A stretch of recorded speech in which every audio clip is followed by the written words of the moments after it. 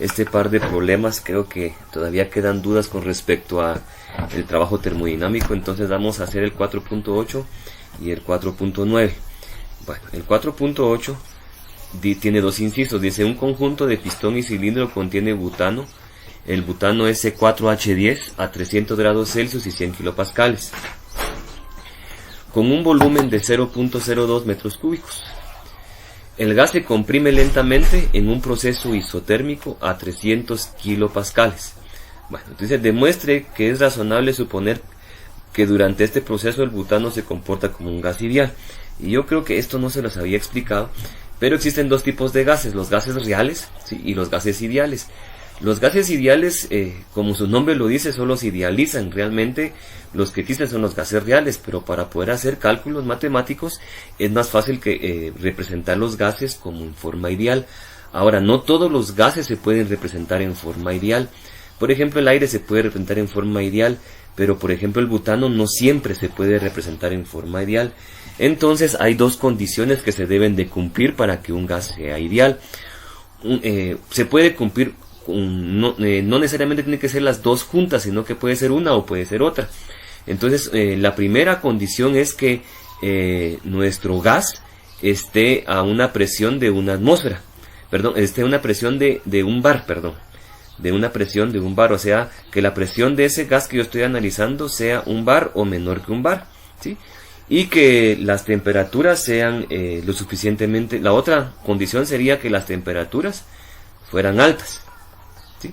En este caso yo tengo una presión, si ustedes nos podemos dar cuenta acá, yo tengo una presión de 100 kilopascales. Entonces vamos a colocar acá, tengo mi presión que es igual a 100 kilopascales. Ahora, como la presión para que el gas sea considerado como ideal debe ser aproximadamente de un bar, entonces veamos cuánto es un bar en kilopascales. Entonces un bar en kilopascales exactamente son 100.000 pascales. Sí, un bar equivale a 100.000 pascales. O sea que un bar es igual a 100 kilopascales. Como se cumple esta condición, ¿sí? Vean, un bar es igual a 100 kilopascales, y como la presión que yo tengo es de 100 kilopascales y se cumple la condición de la presión, entonces yo puedo considerar al butano como un gas ideal, ¿sí? Entonces eso sería la respuesta de mi inciso A. La respuesta de mi inciso B sería, dice, determina el trabajo que el butano realiza durante el proceso. Ahora acuérdense ustedes que el proceso me decía que era un proceso isotérmico. ¿Se acuerdan que la palabra isotérmico significa que es a temperatura constante? ¿Sí? ¿Se acuerdan ustedes que la ecuación que yo más uso para la regla de los gases ideales es que la presión por el volumen es igual a la masa por R por T? Bueno, esta ecuación tiene otros significados, digamos, tiene otras formas de poder colocarla. Según el libro de Yunus Engel, que es el que he estado usando en algunas ocasiones, me dice que, veamos por acá, aquí tengo la tarea y aquí está el libro de Yunus Engel, o sea, me dice, ¿sí?, que el trabajo me dice el libro de Yunus Engel, vamos aquí a sombrear un poquito, que es igual a la presión por el volumen específico por R por T, pero me dice que esta R, que es la constante de los gases, que es particular para cada una de ellas, y esa R la pueden encontrar en la tabla A1 que yo, del legajo de tablas que yo les di, es igual a una RU, que es una R universal, o sea, esta RU es igual para cualquier gas dividido en la masa molar. Entonces, si yo considero eso, esa fórmula va a quedarme como presión por volumen por masa por R por T, que es la que yo más utilizo, pero no es la única que se puede utilizar. ¿Por qué? Porque yo puedo decir que la presión también va a ser igual al número de moles por la constante universal de los gases ideales por la temperatura. ¿Se acuerdan que tanto la presión como la temperatura deben estar en Kelvin? O también puede darse esta otra ecuación que yo tengo acá, donde V barrita nos dice que es el volumen molar específico. Esta casi no se utiliza, pero igual podemos considerar la presión por volumen molar específico es igual a la constante universal de los gases por la temperatura. Ahora, esa constante universal de los gases, ¿sí?, tiene varios significados, o sea, tiene varias formas de poder escribirla. O sea, esta RU es igual para cualquier gas, ¿sí? Entonces, permítanme un segundo que algo le pasó a mi computadora.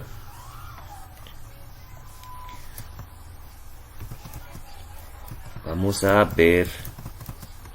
Algo le pasó. Ahí estamos. Entonces, me dice que ese valor es 8.31 4447 kilojoule por kilomol por kilogramo, o también puede ser 8.3144 kilopascales por metro cúbico dividido kilomol por Kelvin, o podría ser 8.083 1447 bar por metro cúbico por kilomol por Kelvin, o podría ser 1.98588 BTU por libra dividido libra mol por Rankine, o puede ser 10.7316 PSIA. Esta PSIA significa libra por pulgada cuadrada absoluto. Eso es lo que significa esta A. Cuando solo me dice PSI es presión manométrica, y si me dice PSIA es presión absoluta, libra mol por Rankine, o puede ser 1545.37 pie por libra fuerza por libra mol por Rankine. O sea, puede adoptar cualquiera de estos valores, la constante universal de los gases ideales. O sea, este valor es, o sea, que si yo tengo butano, yo tengo aire, yo tengo propano, yo tengo oxígeno, yo tengo dióxido de carbono, esta RU es la misma para cada uno de ellos. Ahora la R normal, la R que yo utilizo en la ecuación, esta R que yo tengo por acá, esa R sí es particular. Esa R la encontramos en la tabla A1, sí, en la tabla A1, si no estoy mal, que es de nuestro legajo de tablas que yo les di. Bueno, entonces ya regresando al problema me dice que como la presión, como la temperatura va a ser constante, entonces en el proceso, veamos acá, vamos a colocar los datos para analizar un poquito aquí.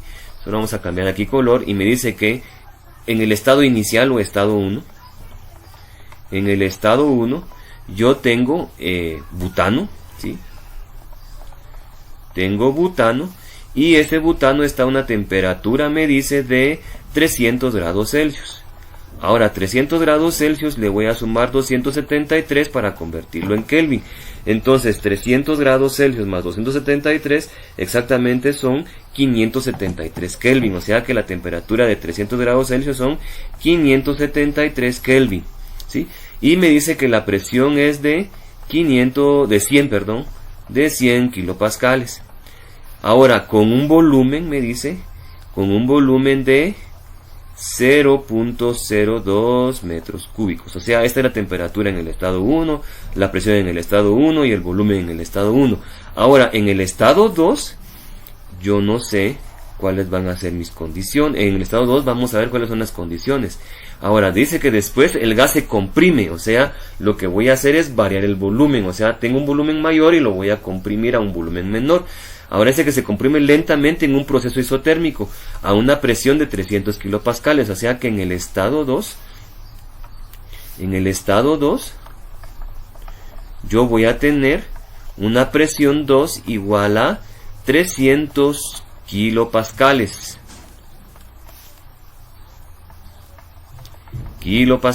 Ahora, no tengo ni la temperatura, ¿sí?, y no tengo tampoco el volumen del estado 2.